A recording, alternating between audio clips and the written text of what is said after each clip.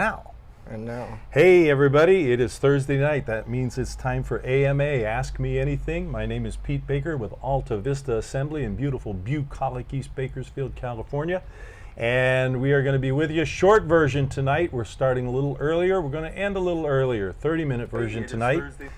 I am joined tonight, as always, by Matthew, moderator, producer. Now listen, Matthew, this is lightning round tonight. Okay, so don't do all that pausing and, stuff that you do.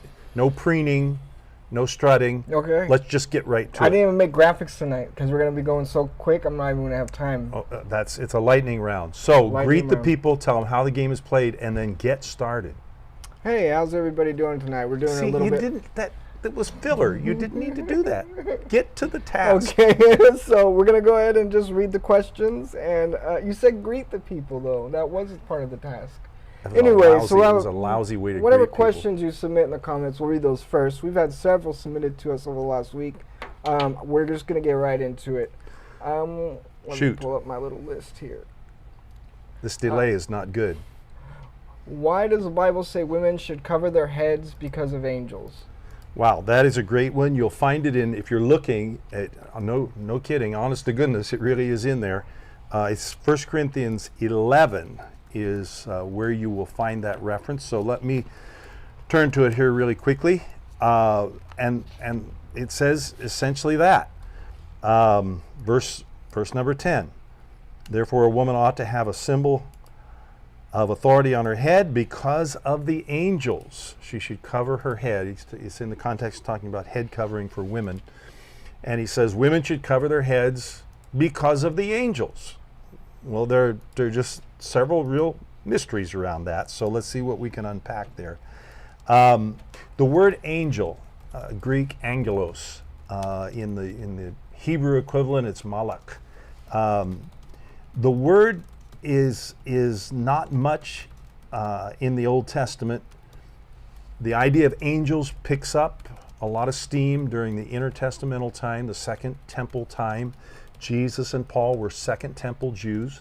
And during that time, the whole concept of angels began to kind of harden and solidify. Up to then, it was kind of a nebulous idea. It's in the Old Testament, but not a lot of definition around it. But immediately before Jesus comes on the scene and Paul, it begins to get some attention and get some definition around it. So that by New Testament times, it had a pretty broad meaning.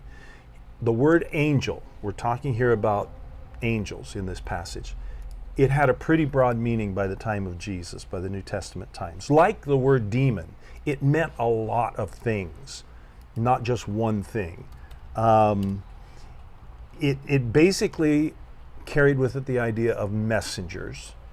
Angels are messengers of God. You'll see it 175 times thereabouts in the New Testament, so it gets fair play there. This is one of the cases, 1 Corinthians 11:10, where it talks about women should cover their heads because of the angels. Okay, so this is one of those 175 plus mentions. There is a psalm that talks about angels, or at least the way most of our translations read. There's a psalm that talks about we, human beings, were created a little lower than the angels. But interestingly enough, and this is a key to what angels are and what we're talking about here. Angels, the word angel, the use of the word angels that we translate, we were created a little lower than the angels, in the Psalms is actually the word Elohim, Hebrew word, plural word for God. It means gods. So you could read the psalm to say human beings were created a little lower than the gods. There is a plurality of gods. Elohim is plural for God. So gods. And people choke at that. This is one of the weird parts of the Bible that many people explain away or don't want to pay attention to at all. But if you pay attention to the weird parts and try and understand them, it helps all the rest of the dots to connect. This is a case. What are you talking about? There are many gods, because Elohim means gods, plural. And it says that we were made lower than the gods. It's a reference to the angels. The angels oftentimes in the Bible are referred to in the Old Testament as gods, Elohim. Now, don't panic. While the word Elohim is used, and we translate it gods, it means divine beings. There are many divine beings. The angels are a divine being. The one we call God, the Almighty, is a divine being. And while there are many Elohim, and Yahweh, our God, is an Elohim, he is a divine being. While there are many Elohim, there are no other Elohim that are Yahweh. That's why the Bible says he is God Most High. There is no God beside him. There are other divine beings. Our God is a divine being.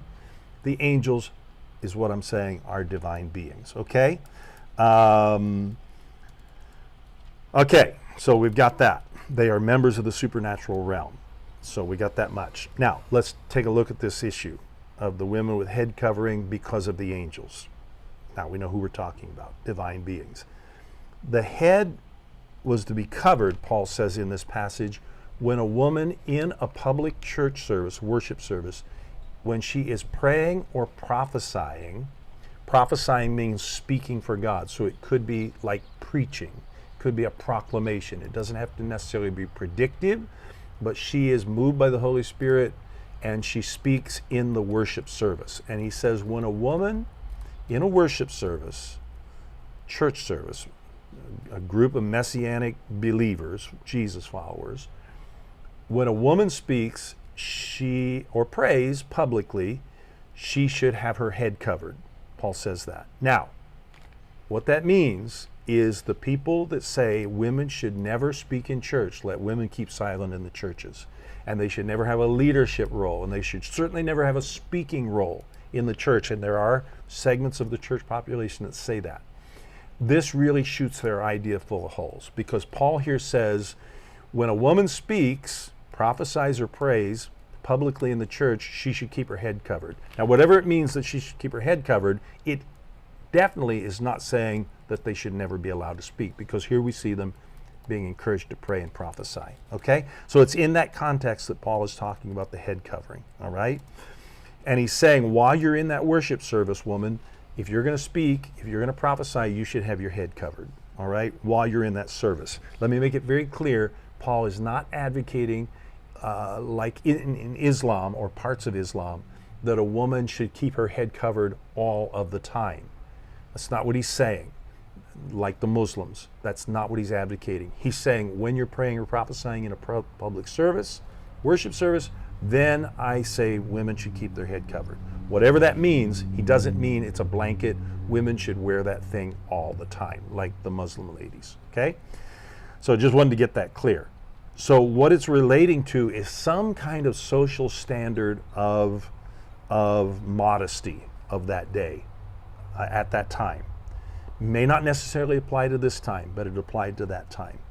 There were various cultures that were part of the church, but let's take a look at what this one is, because it is some kind of principle of modesty so that there would be no offense given in the worship service. So we know from Jump Street that there is greater emphasis put on the community over the individual, okay? We're doing this for the benefit of the worshiping community, okay?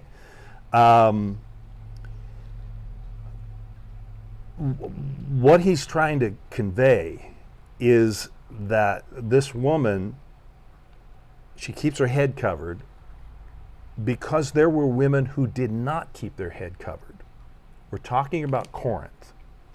Corinth was a wild and woolly city. It was an open city. It was like Las Vegas on steroids, okay? There was lots of prostitution. There was common prostitution. There were temple prostitutes. You worship by going in and paying and having sex with a prostitute, male and female. So it was wide open. It was beyond the wild, wild west that way. That is Corinth. And one of the ways that you identified Corinthian prostitutes was they would shave their heads either entirely or cut their hair very, very short. Paul makes a case in this same passage that the glory of a man is a woman. The woman is the glory of the man, of the male. And that the glory of the woman is her long hair. Again, as against the prostitute who has very short. Now what he's doing there as a side note is he's actually elevating the status of women, that women are the glory of man, okay? They are the best thing about human men, about humanity, the woman. And the glory of the woman is her hair. So again, it all ties in with this hair covering. And so he is advocating that for reasons of don't give offense to the community, to the wider community, community over individual, he's telling the woman, I want you to exercise some kind of self-control and keep your head covered because your hair is your glory, okay? And so while in public, in this public worship setting, he is advocating community over individual, and he's telling her it's a sign of modesty, exercise some kind of self-control. Now, why is that? Well, go back to the angels. The angels are watching. We know that the angels, part of their role is sometimes they're watchers. They're observing, they're watching. And apparently they're observing the worship. Maybe they're trying to figure out what's going on. Maybe they're not all good angels. We don't get all the details here. We do know from Ephesians 3:10 that there are angelic beings, there are principalities, there are supernatural powers that do watch what goes on in the life of the church, in the life of the body of Christ. And so why they're watching, their purpose, their motivation, we don't know all that. But Paul says, do this for the angels, because the angels are watching. Well, the angels are watching. Maybe they're fascinated, maybe they're bad angels. We do know cases where there were divine beings that they saw the beauty of human women. Genesis 6 talks about this. And they came down and they had sexual relations with the beautiful human women. And the result was this race of freakish giants that were completely satanic and had to be subdued and caused nothing but trouble. They were thoroughly satanic, thoroughly evil. And so it may be some of that. We really don't know the motivation, but we know that the angels are watching, divine beings are watching, and for that reason the woman is told, cover her head. But we find along the way that women are speaking in church, they're praying in church, they're certainly not second-class citizens in church, they're elevated, the woman is the glory of man. So this is a very woman-centric passage that shows, in Paul's estimation, in that culture, the elevation of the women in the church, that they are not second-class citizens. So it's not a wear it all the time thing like the Muslims. It's not a woman or second-class citizen, so they should cover their hair. In fact, they are the glory of man, and their glory is their hair. And somehow this covering is an extension of that, because in that setting, the women who had the very short hair were temple prostitutes. So all of that is balled up. And this is a case where we've got to remember that while the Bible is written for you, it's not written to you, and it was a very different context. I would say that this head covering of the woman, it is no longer binding. It has something to do with the modesty of that time, and the woman was enjoined to exercise some personal responsibility and self-control here so that it did not cause trouble in the church. Maybe there would be men that would be tempted. We don't know exactly all that's going on, but that's my best shot at why the angels were part of this mix. I know the Bible is true, but I don't think I'm saved. I can feel a huge gap between myself and Christ, and I can't figure out how to close it. I know it's not me that closes it, but I'm supposed to seek Him. Well, what if I'm seeking Him and can't get to Him because it's only an intellectual gathering of information? Does this mean I was made to remain unsaved? Wow, thanks for that question. It's a very thoughtful question, and it sounds like this is things that have tumbled through somebody's mind, and if they've tumbled for a bit through your mind, whoever the questioner is, it probably tumbled a bit through a lot of minds. So thank you for that question. You mentioned something like intellectual gathering of information. So let me just start there. You're talking about you're not feeling a closeness to God, and so let me just begin with your phrase, intellectual gathering of information. We cannot escape the era that we live in. And in this time that we're living in, it is a time when reason, human reason, is exalted, when the intellect is really championed, when we think that our greatest faculty is our intellect, or the greatest faculty in our problem solving, or that our problems can all be solved with our mind. We have elevated the human intellect. We're living in that era, and you and I really can't escape that. That's the way it is right now. There is he's gone now, but there is a social commentator,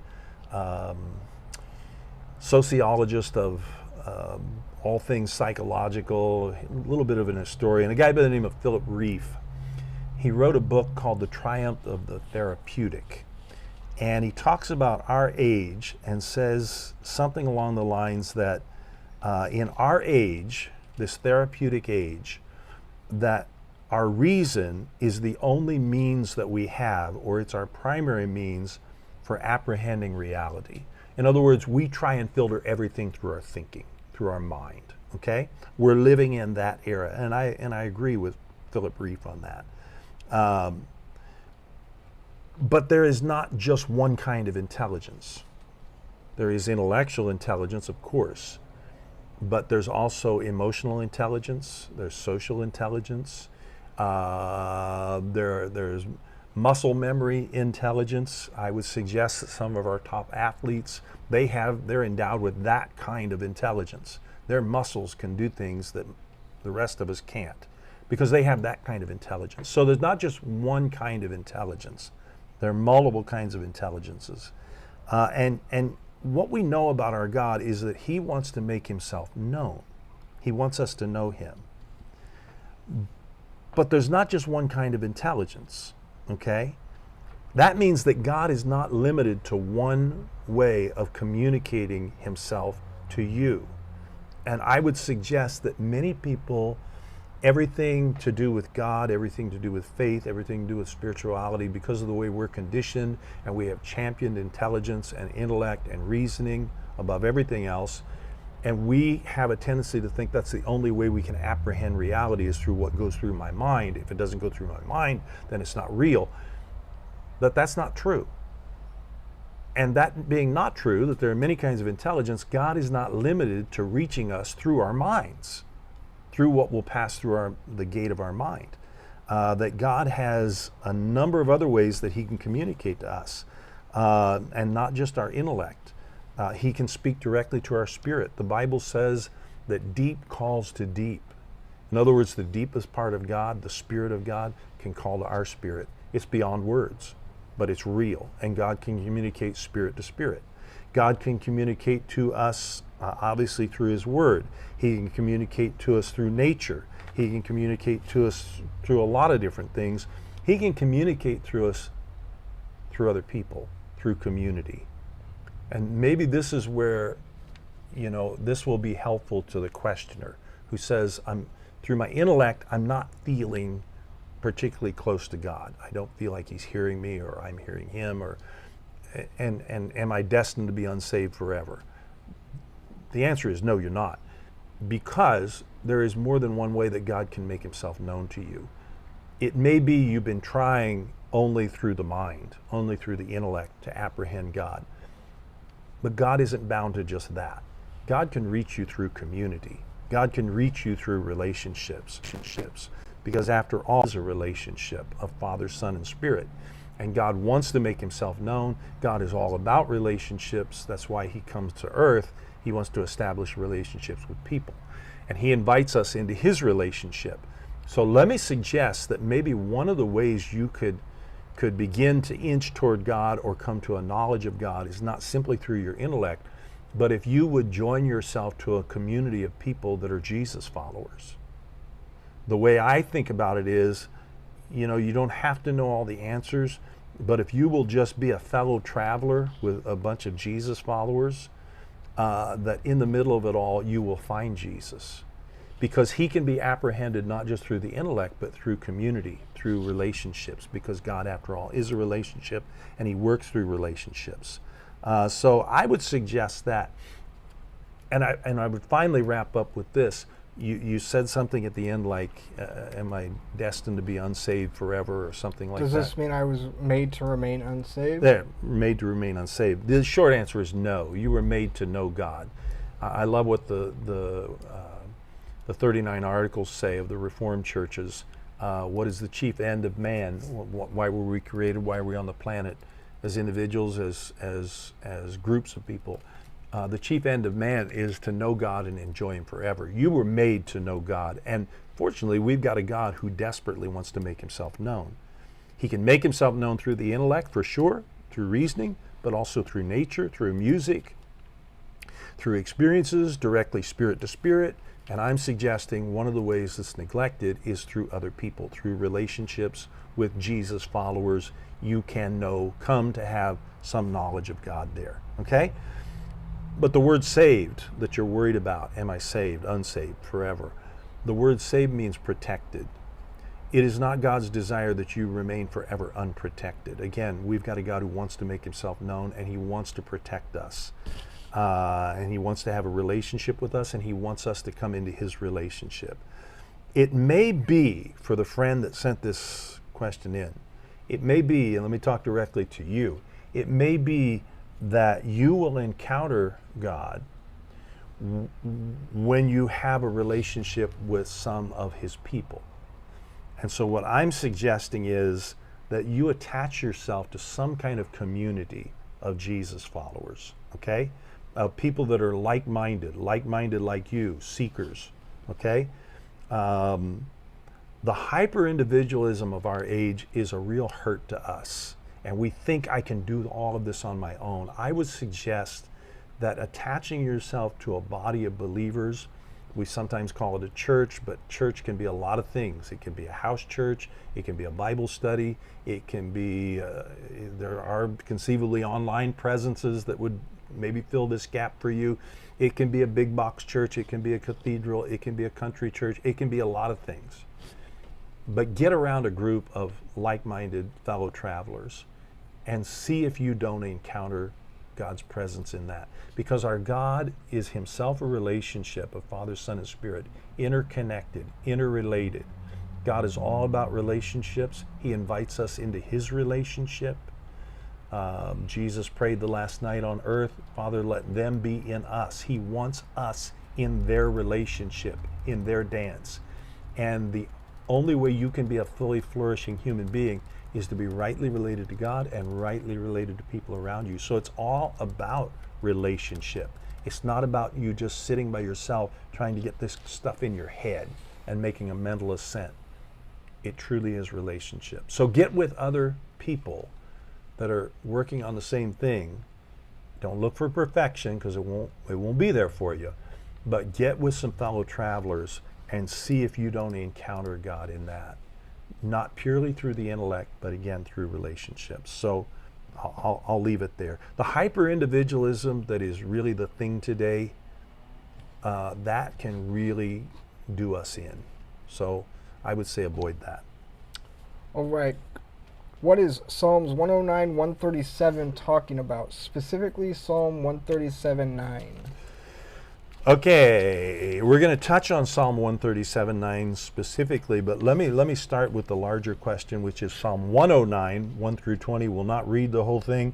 Basically, recap, it is a prayer.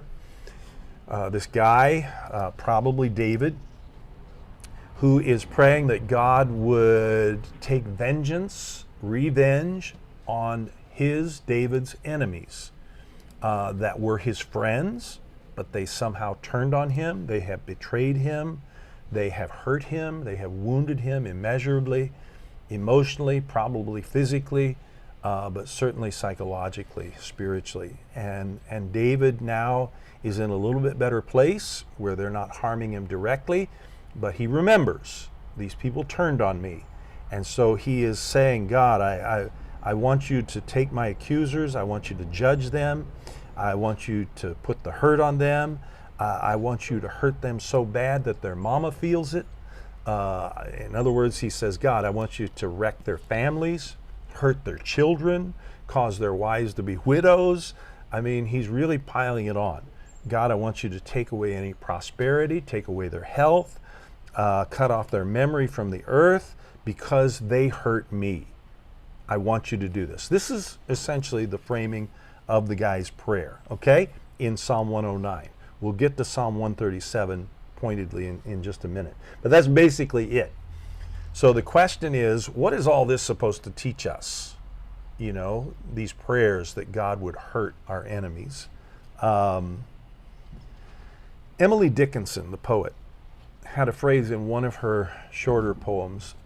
She says, tell the truth, but tell it slant at an angle. In fact, she goes on in her poem to say that there are many things, many truths, that if we got them full in the face, if we got them full strength, that they would blind us, they would dazzle us, and they would blind us. The truth is so bright that it would blind us. So, don't give me the truth full on, full strength. Tell the truth and tell it slant. In other words, come at an angle. Come through the side door with the truth. Tell the truth, but tell it slant. The Hebrew language, which the Psalms are written in Hebrew, the Hebrew language is not always straightforward. It is very much a slant approach to things. It's just the nature of that language. The Hebrew language is rooted in imagery. It's rooted in metaphor, which metaphor, you remember, is likening something to something else. You know, this is like, or this is a, and to paint a word picture. Hebrew is tailor-made for that kind of communication. And it's very strong in its imagery. It's very strong in the word pictures that it can paint. It's just the nature of that language. And we see it in Psalm 109. We see it in Psalm 137. And sometimes those pictures that it paints, those images that it conjures up, are very comfortable for us.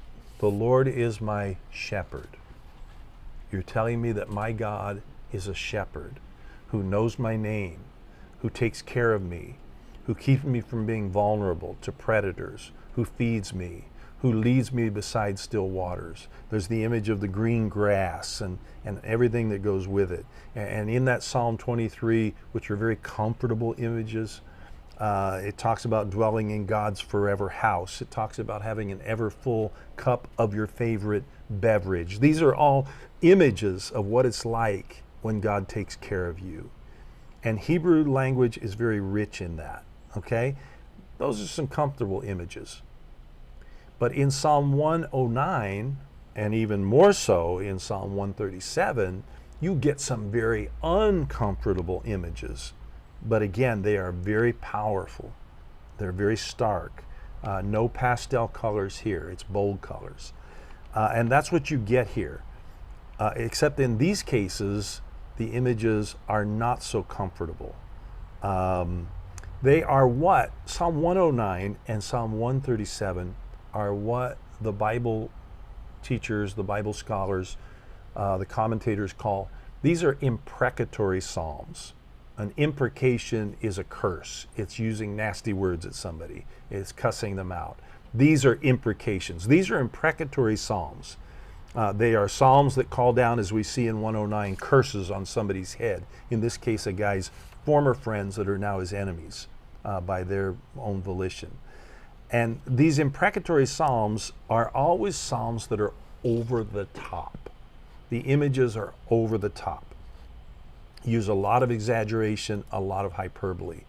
The imprecatory psalms will call upon God. God, my enemies, break their teeth, crush their bones, snap their legs, break their jaw.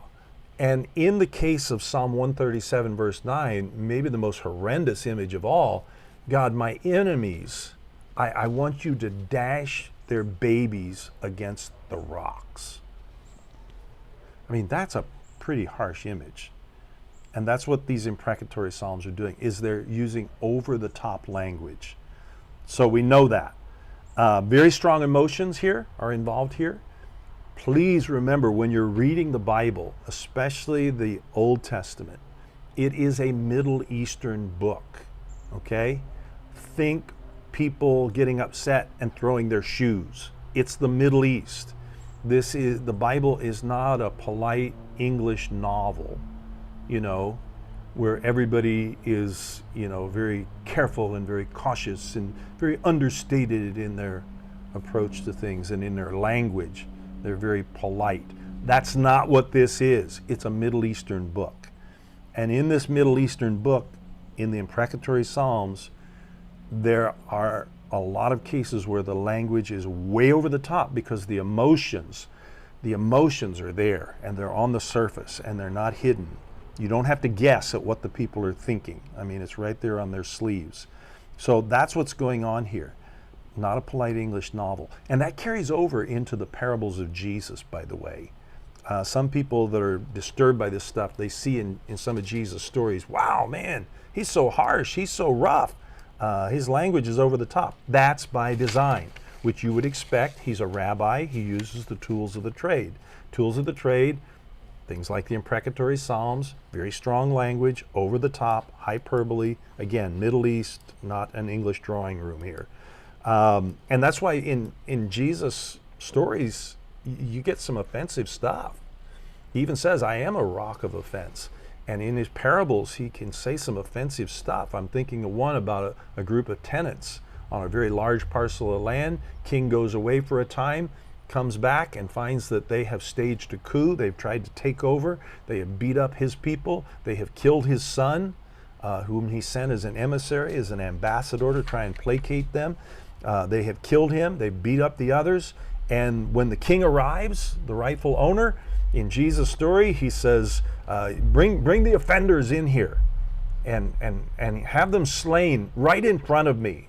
A very Mid-Eastern king kind of thing to do. Have them killed right in front of me.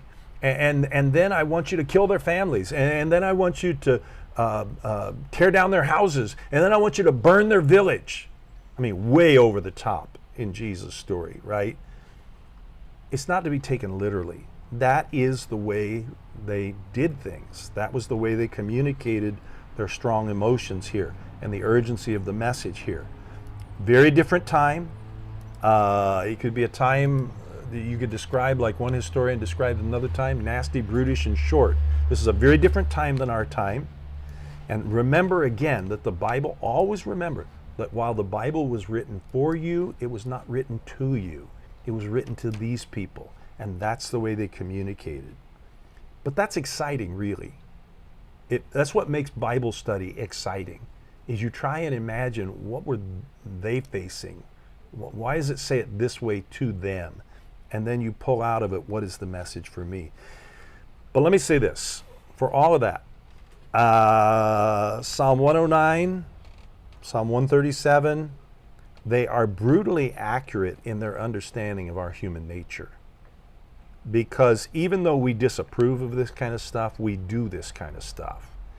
If a friend turns on us and does us dirty, cheats us, steals from us, takes our money, takes advantage of our good friendship, takes our wife, takes our stuff, takes our whatever, well, we react just like this. I'd like to wring their neck. I'd like to kill them. We think of all kinds of things that I'm going to do to them to get back at them. And we would not be above, thinking some of the thoughts that you see in Psalm 109 for our own enemies, especially if they were friends who turned on us. We would want them smashed too. But we would be just like David in Psalm 109 in verse 21. But you, O God, deal kindly with me. God, smash the guy that hurt me, but be nice to me. We would be exactly like this. So we can't be too squeamish here, and we can't assume that we would be all that much different here. Now, the bottom line, I got to sign off with this. That's what they asked for. God smash their teeth. God dash their babies against rocks. God, take away all their means of support, ruin their families, burn down their houses, whatever. That's what they asked for. God doesn't necessarily do that. In fact, the silence of God in these things is really telling. It makes me think, a few years ago, I think he's gone now, there was a late night talk show host by the name of Art Bell, A Moment in Time. And he would get the craziest guests and the craziest callers. He would get people that claimed that they were victims of spontaneous human combustion, or somebody that had sat down and had dinner with the Loch Ness Monster, or astral travel, or time travel, or they got taken up in an alien spacecraft. He would get them as guests on his show, and he would interview them and draw them out, and they would be talking. Yeah, Art, I was driving along the other day, and the smoke started to come out in my shirt sleeve. It was spontaneous human combustion. I found that I was simply on fire. Art would never commit to what they were saying, and he would certainly never endorse it, but he would just say, "Is that right?" But he never endorsed it. God never endorses any of this stuff. He never goes along with it, with the plan of breaking the teeth and smashing their bodies. God doesn't say, I'm getting right on it. I'll take care of that for you. So the silence of God in this is kind of telling too. So hope that helps. And that's all we have time for. That is it. Well, hey, thank you everybody. Great questions. Like I said, we tried to do a lightning round tonight and limited number. We'll be back next week at the regular time, 6:30 Pacific time, U.S. time. But you can always watch it. It's archived. You can always watch it anytime. We're with Alta Vista Assembly in Bakersfield, California. It's a great church, a great group of people. It's one of those communities of Jesus followers that you might find Jesus in if you travel with us long enough.